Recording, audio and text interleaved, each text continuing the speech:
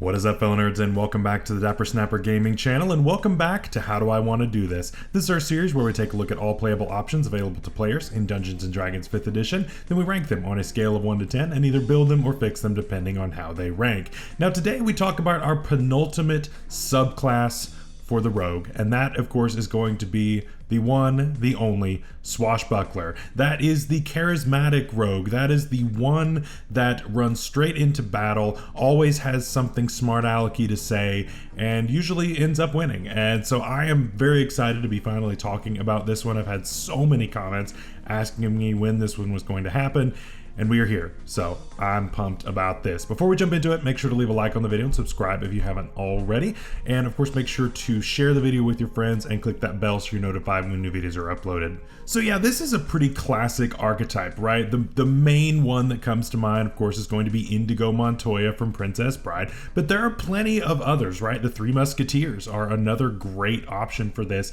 There are a ton of characters in pop culture that really embody what the Swashbuckler is. And it's super cool, right? It's the charismatic rogue, where a lot of others like to keep in the shadows, be quiet, not be the one that's the face. This is a rogue that's up in people's faces and talking and doing all kinds of cool stuff. Is it useful though? Is it better than other rogues as it takes this very different direction? Let's find out. Starting off at level 3, we get 2 features, and the first is Fancy Footwork. This is a very simple feature, but also pretty effective. With this, whenever we make a melee attack against another creature, that creature cannot make opportunity attacks against us for the rest of the turn. That's pretty cool, right? That's a free built-in disengage, which, yes, you could have bonus action disengaged, but this frees your bonus action up to do other things. Right now you can disengage and dash, or also hide, depending on positioning and that kind of thing. I'm thinking more dash, or just get away to where the opponent can't reach you anymore, which is going to always be a good thing. I love this. I think this is great. Is it crazy powerful? No, but is this a bad thing to have? Absolutely not. I'm going to give this a 9 out of 10. I think it's very much above average. I think it's very good. I don't think it's game-changing, game-breaking, anything like that. I don't think it's quite a 10, but still very useful. Also at level 3, we get Rakish Audacity, and this gives us 2 things as part of the one feature. Number 1, we can now add our Charisma modifier to our initiative rolls, and we get an additional way that we can get Sneak Attack. We no longer have to have advantage on the attack roll as long as we are within 5 feet of that creature and no other creatures are within 5 feet of us. We also, of course, can't have disadvantage, but that's kind of assumed. So this is pretty good, honestly. This is great. And it's not like this gets rid of the old rules either. As long as you're not outnumbered, basically, you're gonna get Sneak Attack, and that's pretty great. This just makes Sneak Attack even more reliable. I talked about it back with the original Rogue video, that Sneak Attack is not that hard to get, really, just with how the rules work. But this makes it even easier for a melee rogue. Melee rogues can struggle a little bit with how this works, but this makes it to where there's almost no struggle at all. And your initiative is going to be pretty great because you want your charisma modifier to be pretty good here, especially once we get the panache ability at level 9. It's going to rely on that charisma pretty good. So I think this is also great, and this is better though. This is a 10 out of 10 feature. This is really, really good. Really pretty much free sneak attack most of the time, as long as your allies aren't just trying to screw you over or enemies just kind of surround you. As long as that's not what happens, you're good. You're good. You're gonna get sneak attack pretty reliably every time. So yeah, it's pretty great. I just mentioned panache, so let's talk about that. At level 9, we get this feature, and this is also pretty interesting and has some kind of hidden implications that can be very useful. So let's take a look at this. So as an action, we can now make a persuasion check, and that is of course contested by the insight of the enemy. As long as that creature can hear us and we share a language, then this will go through. If we succeed on that check and the creature is hostile, it now has disadvantage on attack rolls against anyone other than you and cannot make opportunities attacks on targets other than you for an entire minute. or until somebody attacks it or affects it with a spell, that kind of thing. Pretty standard, that kind of stuff. Or until we're more than 60 feet apart. Again, that's pretty generous. I don't have any issues with that. If we also succeed on the check where the creature is not hostile to us, it is now charmed for 1 minute. And while charmed, of course, it regards us as a friendly acquaintance, and it ends immediately if we do anything harmful to it. So this is a twofold feature, and both sides are really good. It's a persuasion check, right? Pretty standard stuff. We can, of course, take expertise in this by being a rogue, and you absolutely should. And you should have a pretty decent charisma as well. So yeah, you're gonna be doing pretty well. There aren't a ton of creatures that are going to have proficiency with insight specifically. They might have an okay wisdom if it's more of a spellcaster type of thing, but if it's more of your standard, standard.jpg monsters, then probably you're going to be pretty well good on this and succeed most of the time. So this is pretty effective, and it's nice. Really the hardest thing about this is going to be sharing a language. That's really going to be it. I think you're going to run into that more than you're really going to run into that insight check failing to persuasion unless you just roll awful. So if we succeed on the check and the creature doesn't like us, it's now considered quote unquote taunted, right? It doesn't want to attack anyone other than us because it now has disadvantage and can't make opportunity attacks. That's incredibly useful, right? It's incredibly useful to be able to protect your friends like that and really call out that duel, which is the whole point of the subclass, is to duel. You are there to 1v1 any enemy that wants to try to take you on, and this just embodies that perfectly, right? I absolutely love this. And so again, as long as your allies are cooperating with you, you're going to be good, and that's going to be huge. What I think is even better, though, is when they are not hostile to you, they are now charmed with a simple persuasion check.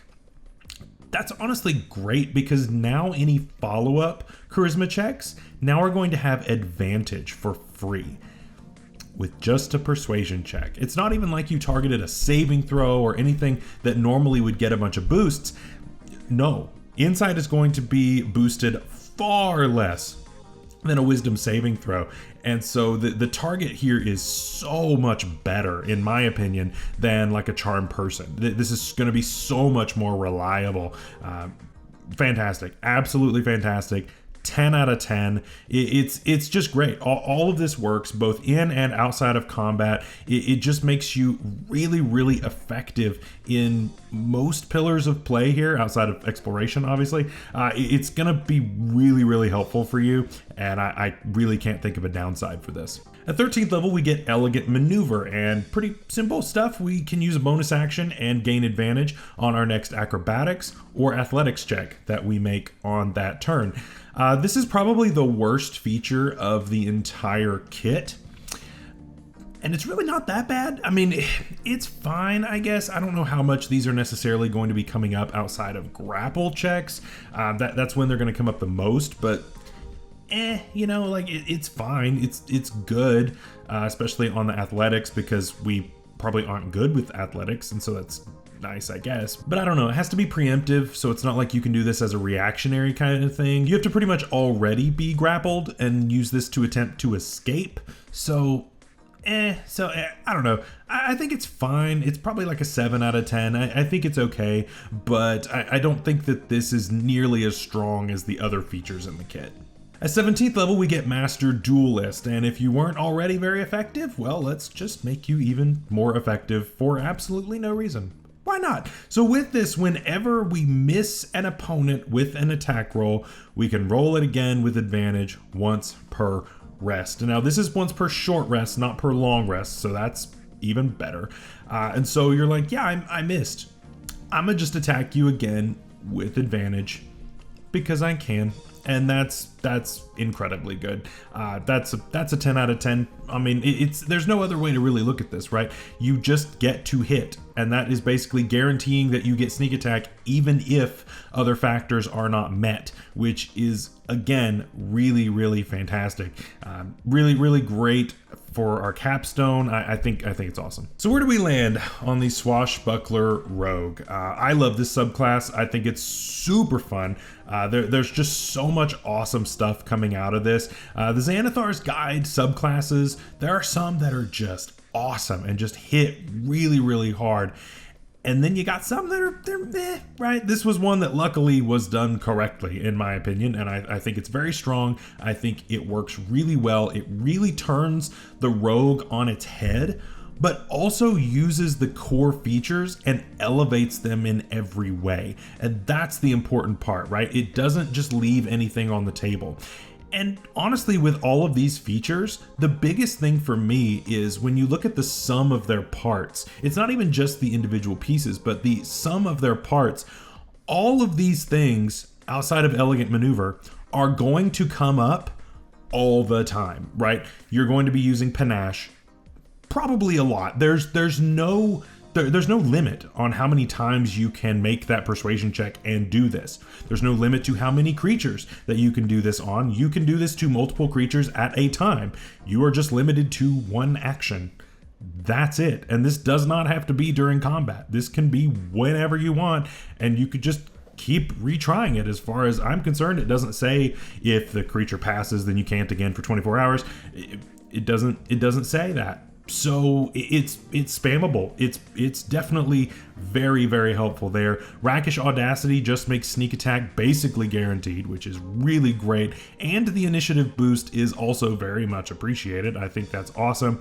And Fancy Footwork, don't sleep on that, right? That can get you out of a really sticky situation. You get that big hit in and then you run away. You peace out. You can even bonus action dash. What's it gonna do? Right? What's it supposed to do? Because then you just run back in, attack, and dash back out of there, and you have your cunning action to use constantly.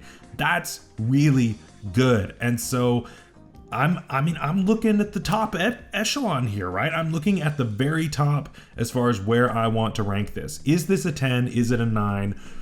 It depends on where we're at here, right? In the 10s, we've got the Soul Knife Rogue from last week. Of course, I'll put that up in the icon above. And we've got the Arcane Trickster back from the first week. Is this as good or better than those, or does it need to drop down to a 9? Honestly, I think that it is not as good as the Arcane Trickster. I might be alone in thinking that. I know I've had some comments saying that that people aren't as impressed with Arcane Trickster as time has gone on, and I can see that kind of, but I think Arcane Trickster will always be the best rogue that's out there, given the versatility and customizability, its ability to just do whatever it wants. And then the Soul Knife is also really good. However, I think this is better than the Soul Knife personally, so I'm gonna give it a 10 out of 10. I think it slots right in the middle of the other two that I've given 10s, and I think it's stupid good, right? I think that the sum of everything together is great. Yeah, the 13th level feature is whatever, but I mean, one, most people aren't playing for that long, so who cares? And two, you get such an effective third level feature that the huge gap between 3rd and 9th doesn't feel as bad, even though, you know, for most rogues it's a huge problem. So I think it's great. I think the 10 out of 10 is absolutely deserved, and I am excited to build one later this week. So until then, stay safe out there, stay healthy. We will see you later. Bye-bye.